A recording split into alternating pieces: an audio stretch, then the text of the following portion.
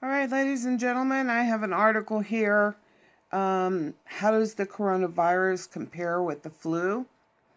Um, and I have a video reference to my friend, the Alaska Prepper, a video that you guys should go and look at. How to prepare a room to hold someone who is sick and keep them from contaminating the whole house.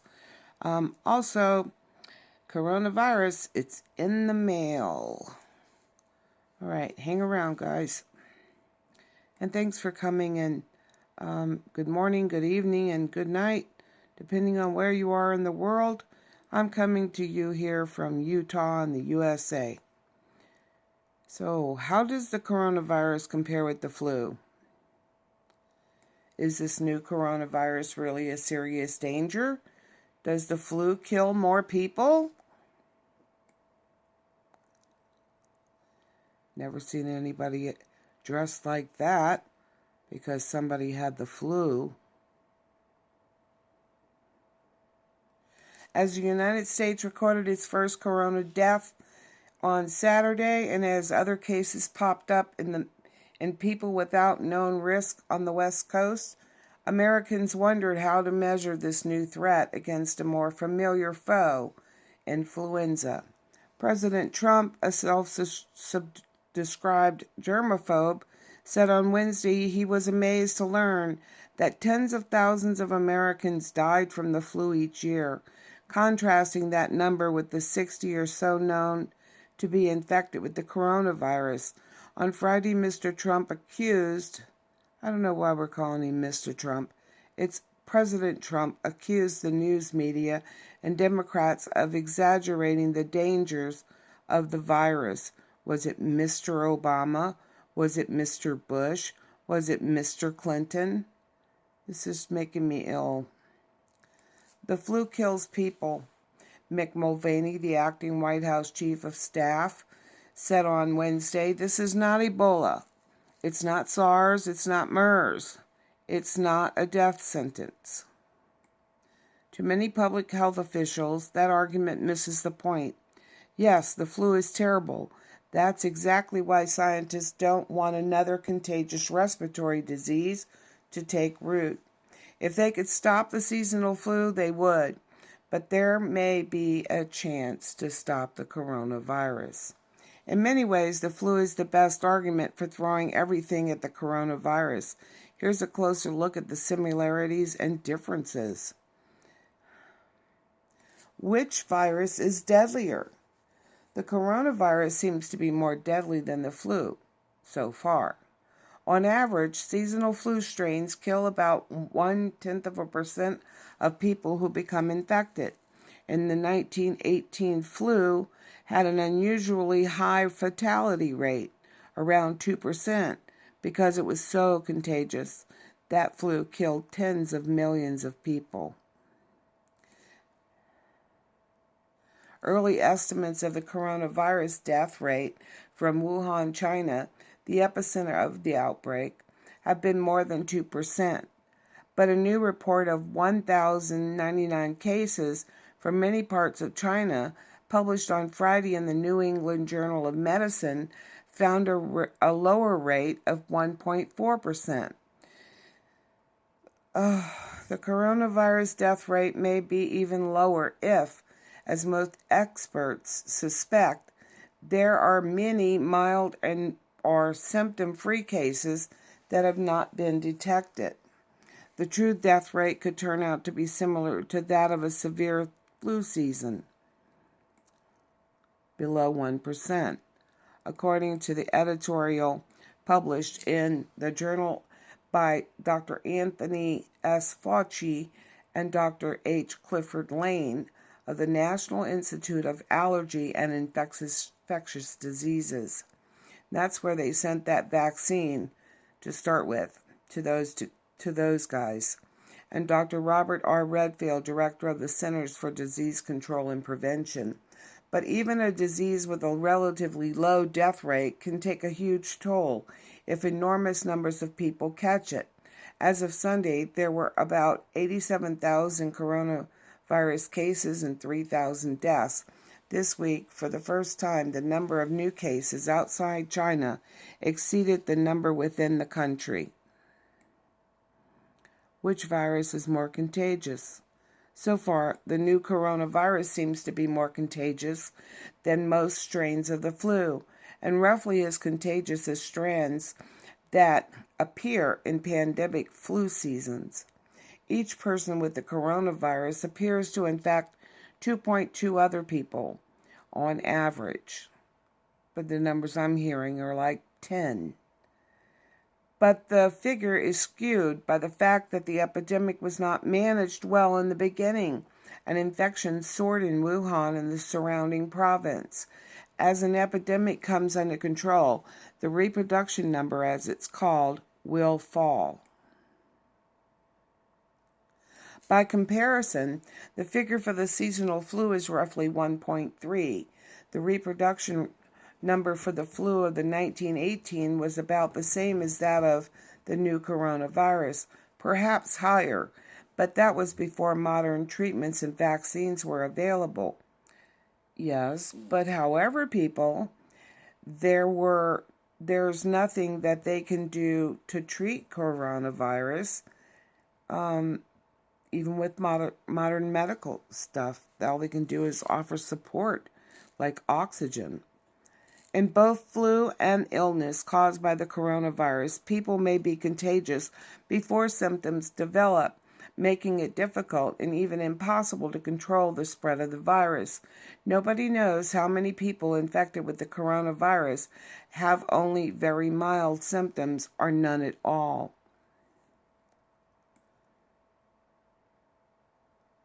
Who is most at risk from infection? Both coronavirus and influenza are most dangerous to people who are older than 65 or have chronic illnesses or a weak immune system. Death rates among men infected with the coronavirus in China, particularly those in their late 40s and older, have exceeded those among women, a pattern not seen in the seasonal flu. The reason for the discrepancy is not known, although Chinese men do smoke more, often resulting in compromised lung function. All right, maybe time to give them cancer sticks up, folks. There seems to be another important difference. The flu appears far more dangerous to children, particularly very young ones, who can become severely ill. Children infected with the new coronavirus tend to have mild or no symptoms.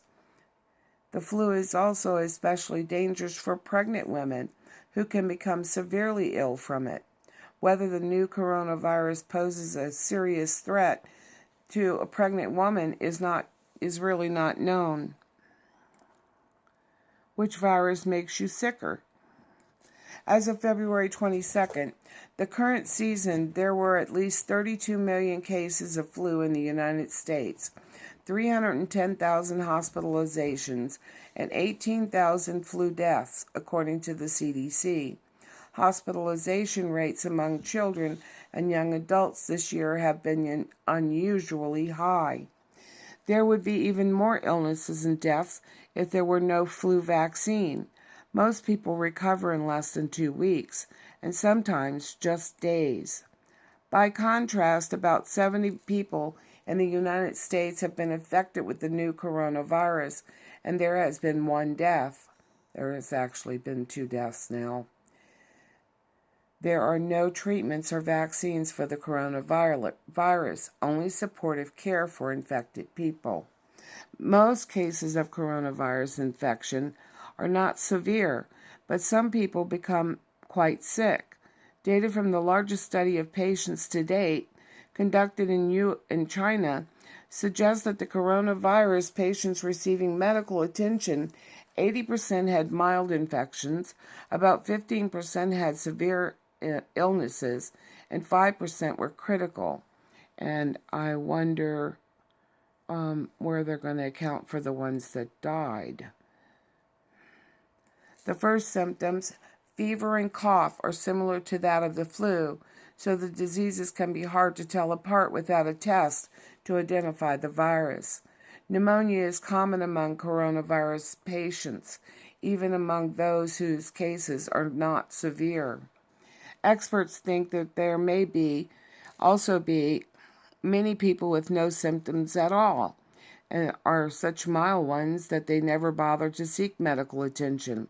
Because those cases have not been counted, it's possible now to know that the real proportion of mild versus severe cases, except that unless you test everyone, you will have no numbers to work that out with. You're just saying that. You have no actual scientific data. Antibody tests, which can determine whether someone has ever been infected, may eventually help to establish how many people had mild or asymptomatic coronavirus infections. Because at this point in time, as far as test kits go, we've received test kits that didn't have all the components that it needed to actually produce a correct result for the virus.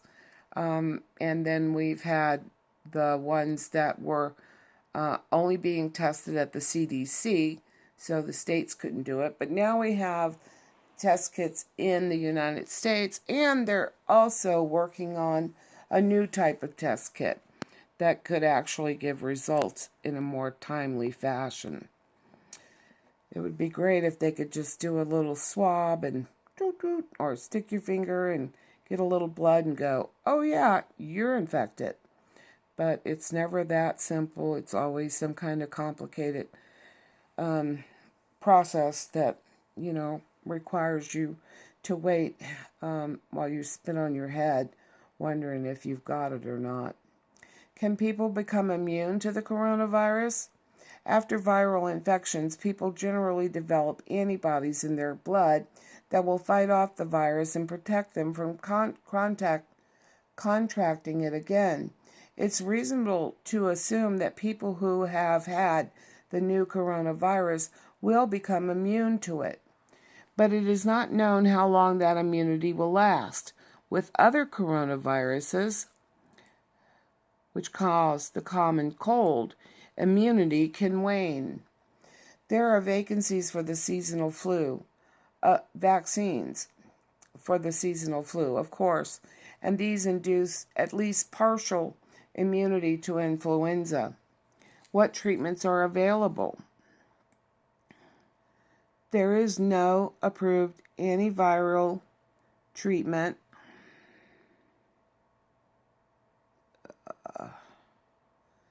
I'm so sorry. I don't know how I make it do that.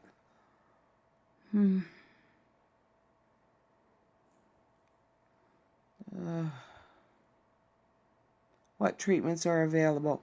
There is no approved antiviral drug for the coronavirus, though several are being tested. Doctors can recommend only the usual remedies for any viral illness: rest, medicine to reduce pain and fever, and fluids to avoid dehydration. That's something else I need to get prepped up on is fluids. Coronavirus patients with pneumonia may also need oxygen and a ventilator if breathing trouble worsens. For the flu, however, there are 4 prescription medicines. All work best if they are taken within a day or two of when symptoms start. They're not miracle cures. They can lessen the severity of the illness and shorten its course by a day or so, but they may lower the risk of serious complications.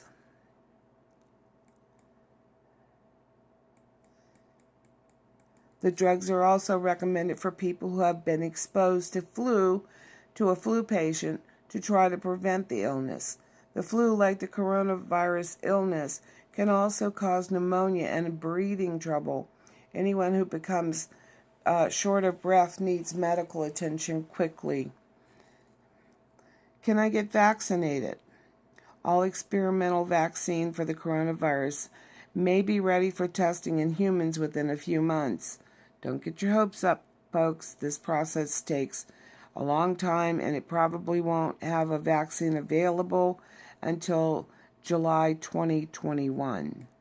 But will take much longer at least a year or two to become available for widespread use.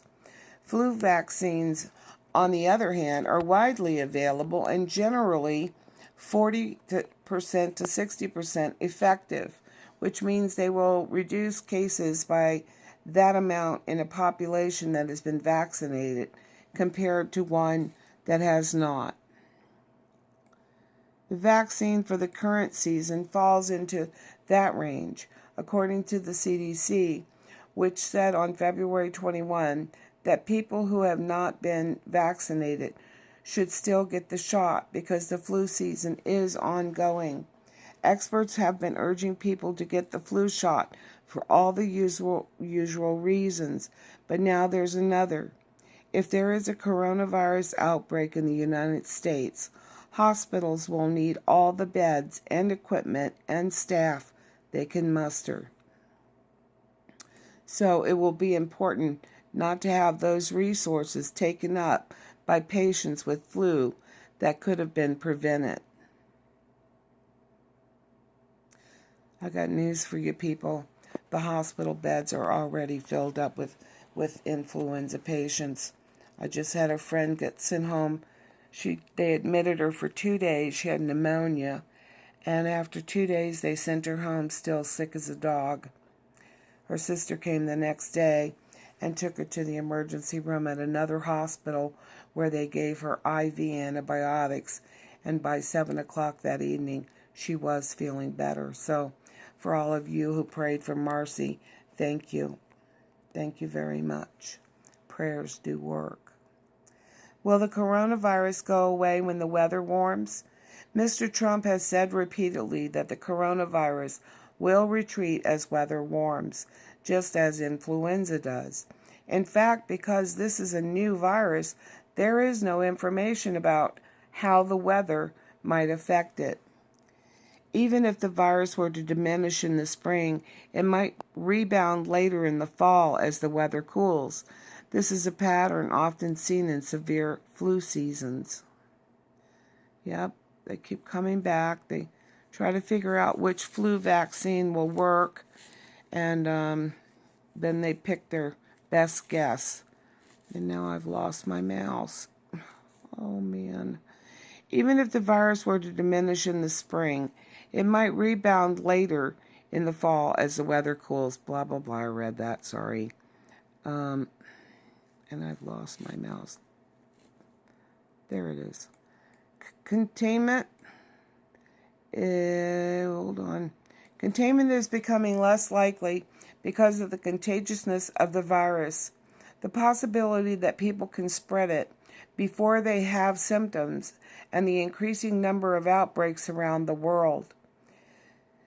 Yep, containment is less likely. The cases in California, Oregon, and Washington State, without known links to overseas travel, reported on Friday, may be a warning sign that the new coronavirus has already begun to circulate. Yeah, that's the end of that article, people. Here's my buddy, the Alaska Prepper. And my computer just went kaput. Let me see. I rebooted it. I restarted it. And I'm continuing to have problems. I don't know what's up with this. All my articles, I had like 10 articles up. I don't know if I made it have a meltdown or what.